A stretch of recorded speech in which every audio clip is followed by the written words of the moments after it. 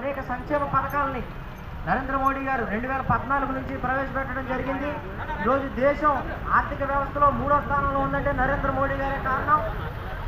2014 క్రితం కొన్ని సంవత్సరాల పాటు పరిపాలించినటువంటి కాంగ్రెస్ ప్రభుత్వం నాడు పార్లమెంటు తలుపులు మూసి రాష్ట్రాన్ని అప్రజాస్వామికంగా విభజించినటువంటి కాంగ్రెస్ ప్రభుత్వం భూస్వాములను పెంచి పోషించింది.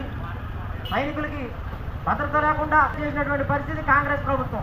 ఈరోజు నరేంద్ర మోడీ గారు అధికారంలోకి వచ్చిన తర్వాత సంక్షేమ పథకాలతో పాటు దేశ భద్రత విషయంలో పూర్తిగా సిద్ధంగా ఉంటున్నాం. పహల్గాం యుద్ధంలో 29 మంది మన హిందూ సోదరుల్ని ఉగ్రవాదులు మట్టుపెడితే 24 గంటల్లో 160 మంది ఉగ్రవాదులు మట్టుపెట్టింది భారతదేశం. ఈరోజు రాష్ట్రంలో ఉన్నటువంటి పథకాల్లో 80% కేంద్ర ప్రభుత్వం ప్రవేశపెట్టినవే. రాష్ట్రానికి కూడా మిగతా రాష్ట్రాలతో పోల్చుకుంటే ఆంధ్రప్రదేశ్పై ప్రత్యేక శ్రద్ధ చూపిస్తుంది నరేంద్ర మోడీ గారి పరిపాలన. విశాఖ స్టీల్ ప్లాంట్కి నిధులు కానివ్వండి, అమరావతి నిధులు కానివ్వండి, ఎన్నో సంక్షేమ పథకాలను ప్రవేశపెట్టింది.